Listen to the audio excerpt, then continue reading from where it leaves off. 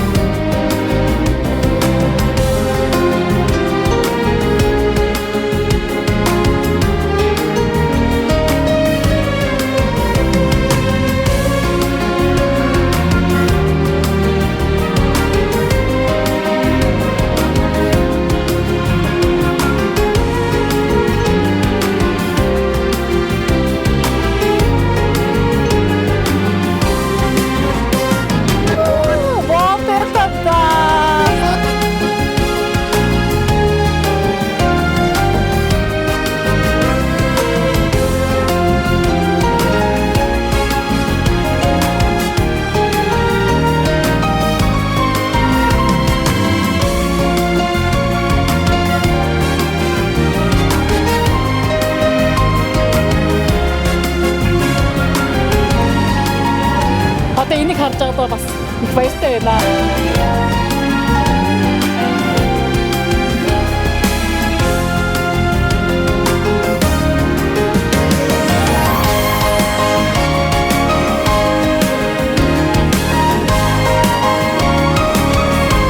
Натаа зүг байгаараа.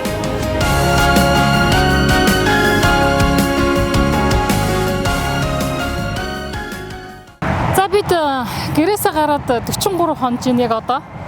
Тэгээд энэ Свердловск мужийн төгсгөл Түмен мужийн яг энэ зааг дээр ирсэн зогсож байна. За одоо бид нэр Түмен хот руу орох гэж байна. 30 км яваад Түмен хот руу орно.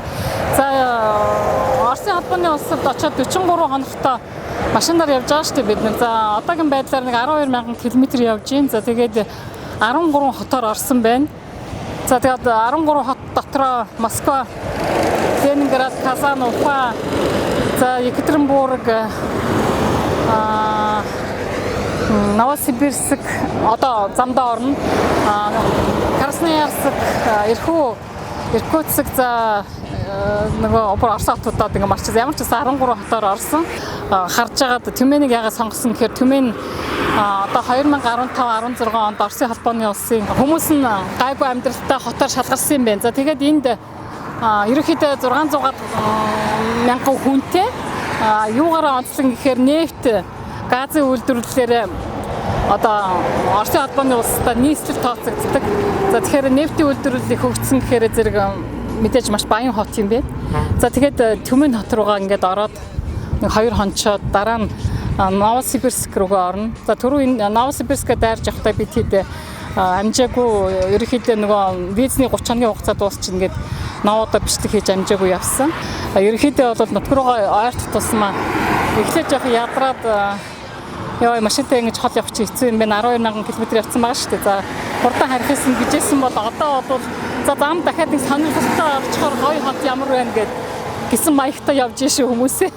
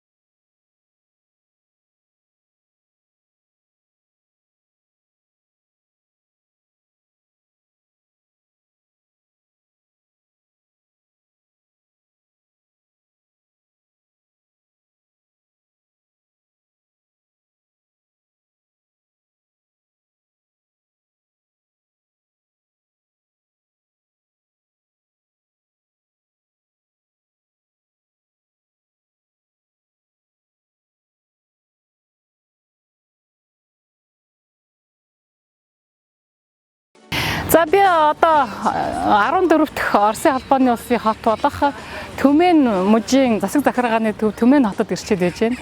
За Түмен хот болохоор 1586 онд анх байгуулагдсан. Одоо 431 дахь жилийнх нь ой болж байгаа юм байна. За Түмен хот 700 гаруй мянган хүнтэй албан ёсоор тэгж бичигдсэн байна. За тэгээд хотын хувьд бол одоо маш жижигхэн цэвэрхэн одоо зам нь айгүй гоё, үнэхээр гоё хот таалагдж байна. За тэгээд яагаад энэ хот ийм гоё, одоо хүмүүс нь айгүй тийм инээнсгэлсэн царайтай, цаанаа нэг тийм аз жаргалтай царайтай. За бусад хотуудыг бодох юм бол тийм тайван амгалан хүмүүс байна. За тэгээд би ингээд судлаад үзээд яагаад ийм гоё хот дээр очиваа гэд үзээд байсан чинь учир нь болохоор энэ Түмен мужи чинь 1960-ад оноос хойш одоо нефть газын асар том олдурууд олдсон юм байна. За Түмен мужид гэхэд 35 маш том тийм нефть газын олборлдог үйлдвэрүүд байгаа юм байна. Үйлдвэрүүдэд зориулсан бүх одоо машин тоног төхөөрөмж, за дээрэс нь одоо нефть газын үйлчлэгээний салбарыг за энэ хотод нь хөгжүүлж өгсөн. За тэгснээр энэ хот мэдээж эрг одоо зөндөө их мөнгө олдог. За ихэнх мөнгөнийх нь мэдээж улсын төсөв төвлөрүүлдэг. За тэрнээс 5% нэхэд зөндөө мөнгө үлддэг юм байна. За тэр мөнгөөр ингээд хотоо ийм гоё тогтчулчихсан.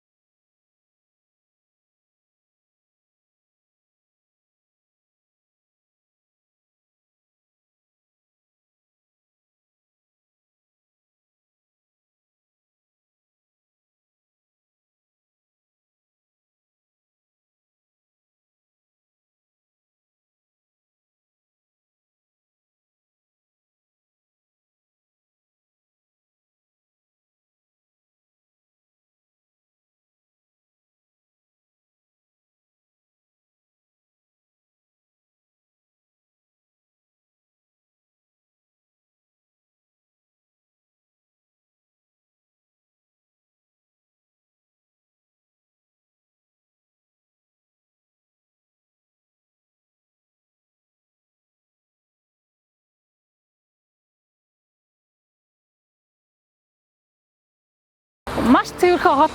За энэ Сибирь дотор энэ Түмен бол одоо угаасаа асар хөгжиж байгаа, одоо маш их олон барилга байгууламжууд баригдаж байгаа юм байна. Тэгээд хүмүүс ийшээ одоо олноороо нүүж ирж байгаа юм байна. Одоо энэ хотын гудамжийг хар ийм цэвэрхэн. За одоо ингээд хотын зөвлөлттэй холбоот улс байсан үеийн одоо уул мөр Оросын холбооны улсын бүх хотуудад байгаа. За одоо жишээлбэл энэ эх орны 1-р зайд ордчилсан хүмүүст хариулсан гэж одоо энэ хөшөө байна Түмений. За тэгээд 1-р дайн, 2-р дайн, за тэгээд Ялтын баярын хөшөө, Ялтын баярын талбай, за Маяковскийн гудамж, Пушкины гудамж, Ленины гудамж, Ленины хөшөө гэж хот болгонд байгаа. За тэгээд ерөнхийдөө бол энэ хэл одоо Түмений одоо хөдөлмөрчдөөс дэлхийн 1-р дайнд оролцожсэн дайчдад зориулав гэсэн хөшөө байж байгаа. За нэг иймэрхүү дүр зураг бол хот болгонд нь байгаа. За энэ болохоор хотын төв хэсэг, энэ эртний 18 дугаар зууны байшин барилгууд зөндөө. За Түмен хот бол 18 дугаар зуунаас эхлээд Сибирийн Москва хүртэлх худалдааных нь гол зам болж исэн. Түмен мужийн харьяанд Ханты-Мансийскийн автономид тойрог болох Югра гэдэг ариун багтдаг. За энэ ариун нь Оросын холбооны улсын төдийгүй дэлхийн томоохон нефть олборлагч ордын тоонд ордог. За мөн Оросын холбооны улсын нийгмийн эдийн засгийн чадвараараа 3 дугаар жагсдаг. За энэ мужийн нийслэл хот болох Түмен хүмүүсийн амьдралын нөхцлөөрөө одоо сүүлийн 3 жил дараалан 3 дугаар байранд жагссан юм байна.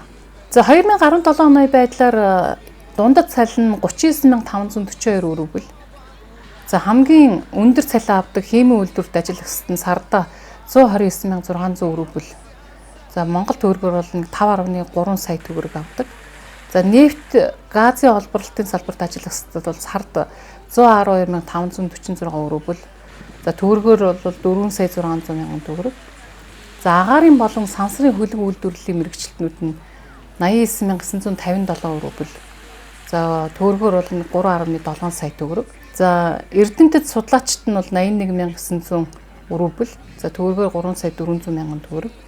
За энд бас нэгэн дуртад бол энд мэдээж хэрэг нефтийн асар их одоо олбор олсноос хойш бол Эрдэнэтэд судлаачид бол энд маш ихээр суурьсан юм байна лээ. За харин жижиглэн худалдаачдын дундад цалин нь 21,600 рубль буюу 885 мянган төгрөг. Боловсролын системийн ажиллагчид нь болохоор 32,200 рубль буюу сая 320 мянган төгрөг. За одоо манайхаар. За эрүүлэг хамгаалахын ажиллагчид нь сая 200 мянган төгрөг. За хөдөө аж ахуйн салбарын ажиллагчид нь 21,300 рубль буюу 873 мянган төгрөг байдаг нь за манайхтай адилхан байсан. За ингээд явж байгаад Максим Горькийн гудамжинд байрладаг Life Plaza гэдэг хорооллын байрыг сонирхсон. За тэр бол 7-8 давхар 46 айлын байр юм байна. За гаднаа бисэтгтэй хамгийн орчин үеийн байр. За барилгын материал нь их үнэтэй. Подизмлэхэд марамар 2 гаражтай. За тийм одоо машины 2 гаражтай. За тэр марамар подизтай. За тэгээд 36 сая рубль гэж байсан. За 190 квадрат метр талбайтай байр гэхэд 1 тэрбум 476 сая төгрөг гэд бодоход бас их үнэтэй байна л да. За манад бол жишээлбэл 190 квадрат метр талбайтай байр бол ийм үнэтэй байхгүй шүү дээ ерөнхийдөө. Тэгэхээр ер нь одоо энэ өндөр орлоготой за түүнийг дагаад ерөнхийдөө орон сууцных нь үн ийм өндөр байд юм байна.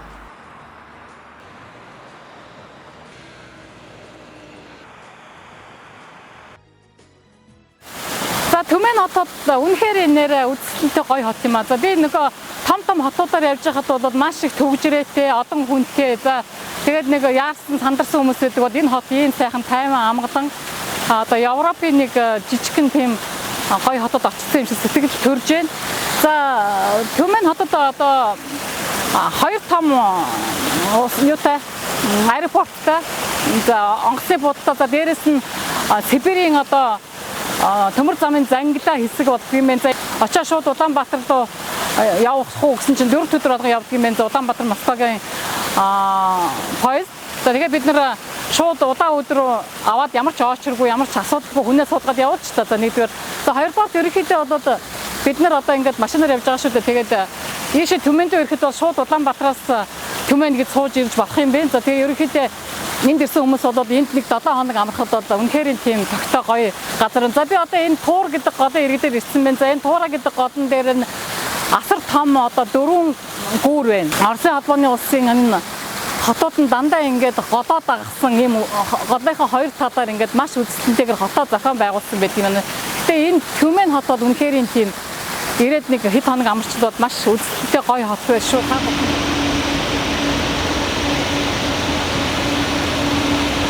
За энэ Туура голын эргээр бол маш гоё тогтчулсан байна.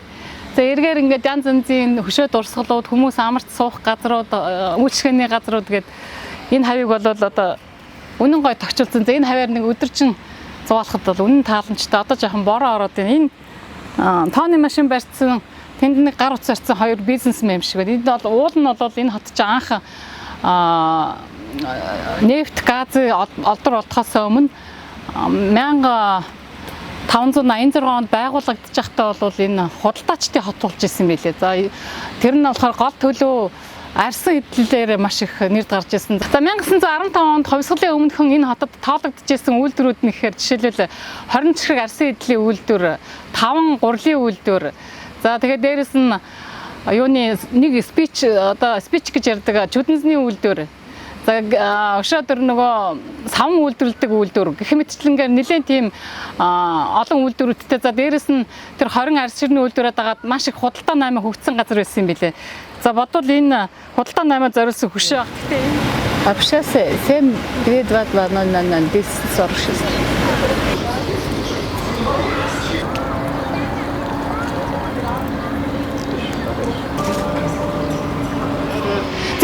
дээр 1863-аас 64 онд Түмен хотод анхны Сибирт усан онгоцны завууд байгуулагдсан зориулсан хөшөө юм биш үү. За би түрүү нөгөө 1915 онд байсан үйлдвэрүүдийн тоонд нөгөө Судострейдлийн буюу одоо усан онгоц үйлдвэрлэдэг 8 үйлдвэртэй байсан шүү. Тэрийг хэлхээ марцсан байна хүмүүсээ. Днем в Тюмени плюс 27, дождь, вечером плюс 25, гроза. Реклама. За миний энэ хойдолд харж байгаа үзэсгэлэнтэй цагаан гүүр Мост для влюбленных гэж орсоор хэлдэг. За энэ болохоор дурлсан хосуудын гүүр гэж нэртэй юм байна. За энэ гүүрний тухай судлаад үзсэн чинь анх 1987 онд явган хүмүүс зориулсан гүүр байсан юм байна. За пешеходны гүүр гэдэг.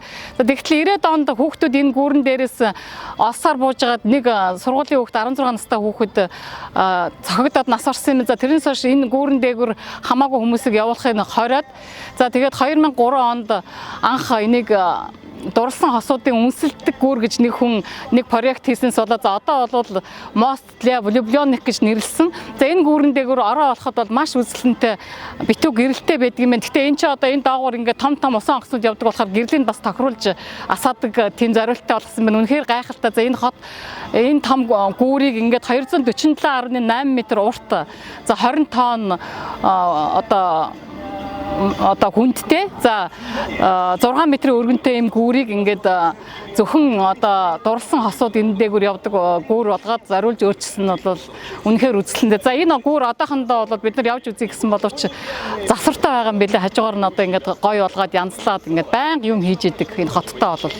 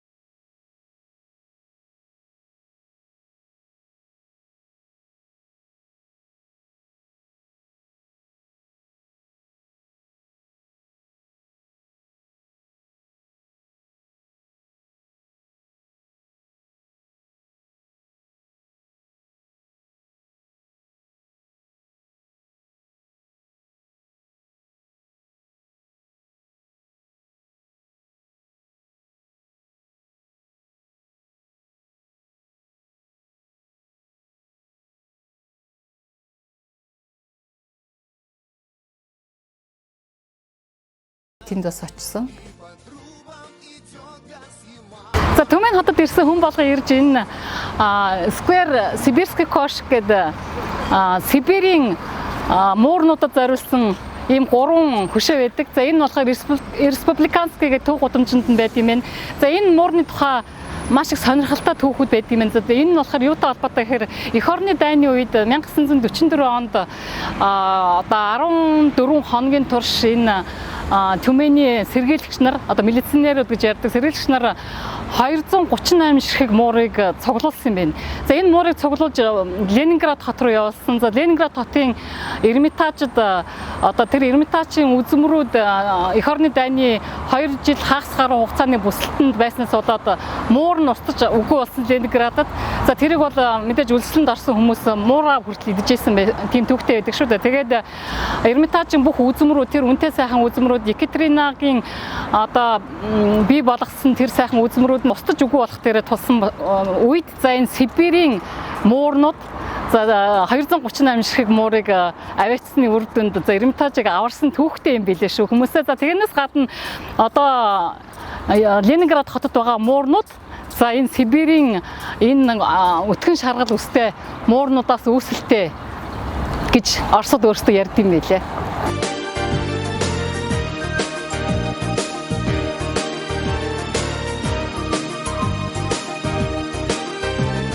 Түмэн хотод бол мэдээж 15 их дээд сургууль байд юм байна.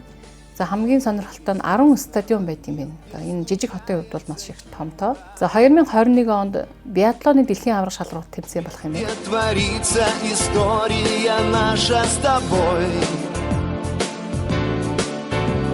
Здесь родились и рождаются лучшие люди. Ну, я вообще в торговой компании работаю, мы продаем моторные масла. Моторные масла. Да, ну для магазинов, там, для предприятий вообще, да, город, он находится в Западной Сибири. Это нефтяной. За би моторын тосны худалдаа хийдэг. Түмэн хот бол баруун Сибирийн хот.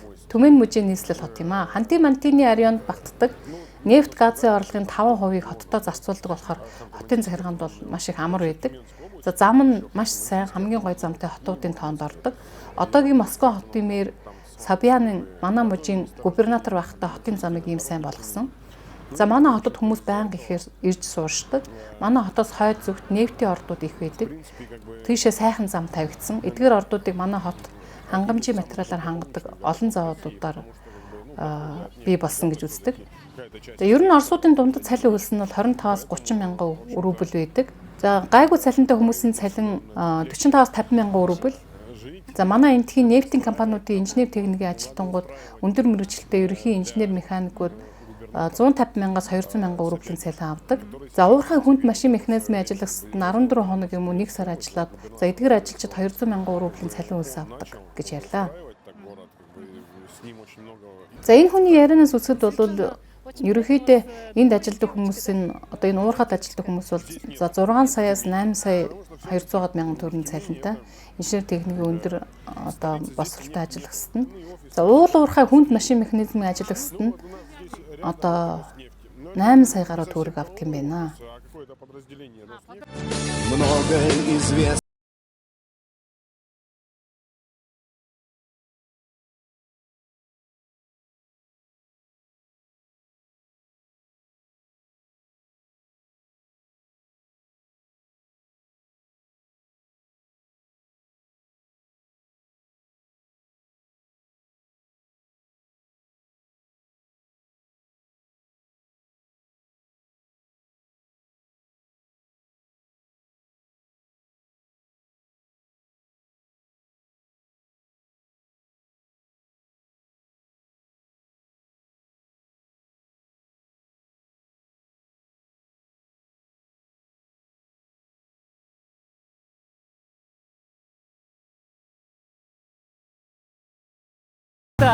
Годамжаар ингээ явжсэн чинь нэг Монгол охин хажуугаар нэг Монгол царайтай өнгөнгөт нь хөө энэ Монгол уу гэсэн чинь эргээд арсан чинь яг Монгол нөгөө хөөе гэнгүүт Монгол хүн болго эргэж хардаг гэдэг шиг яг Монгол хүнтэй таарлаа маш их баярлалаа. Тэгээд хин гэдэг юм ээ дээ. Хулан гэдэг. За хулан чи энэ чи Түмэнд юу хийж явна бэлээ? Би энэ ч сурдаг одоо тэгээ магистр 6 дахь жилдээ сураад төгсөж. Оо ямар мондөг юм тийм үү?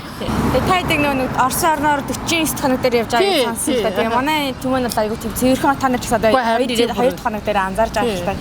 Тэгээд ерөнхийдөө нэг нефт газ ихтэй байдаг болохоор ерөнхийдөө баян хотын тоон тооцогддог. Тэгээд амжиргааны түвшин ер нь амьдрах нөхцөл айгүй сайтай цэвэрхэн даруухан аюулгүй айгүй гоё хат үнээр таалагддаг тийм. Би бүр 92 оноод бүр станаар явж чадахгүй өнөөдөр дахиад нэг хонч чинь үнэхээр гоё хот байгаа тийм. Амралтаараа өлийн амралтаараа зуны амралтаараа ерөнхийдөө Монгол руу буцдаг. За.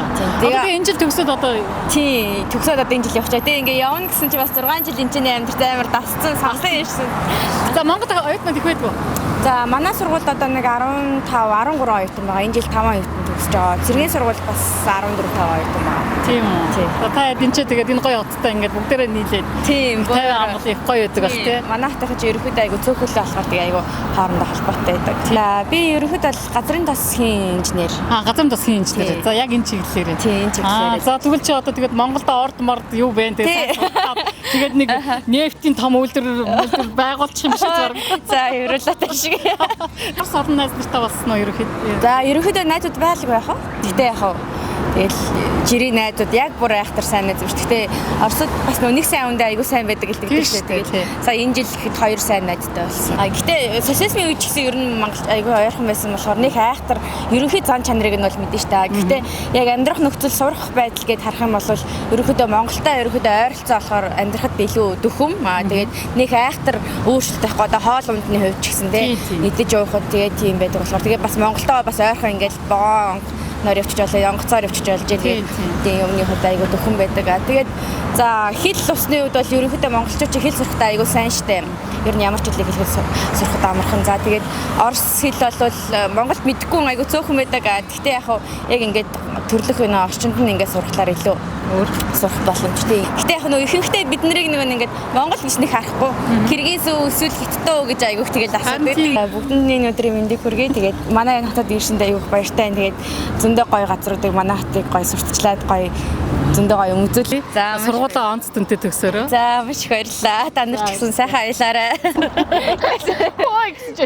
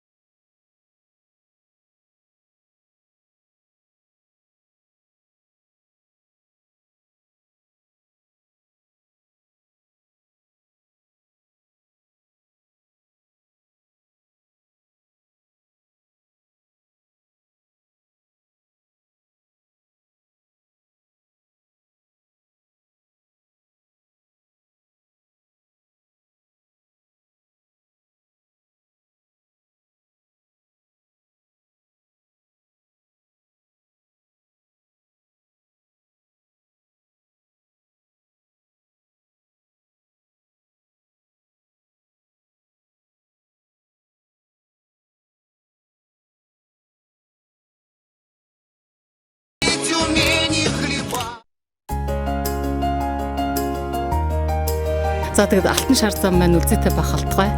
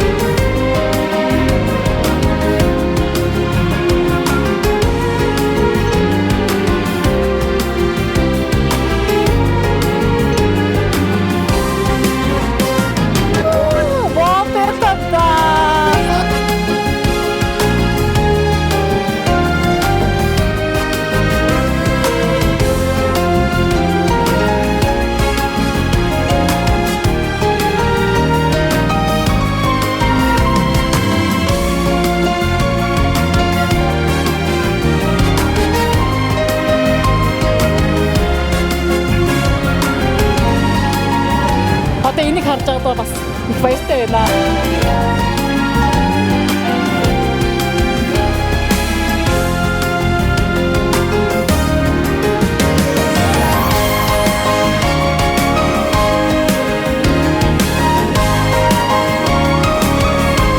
Надад зүг байгаарай.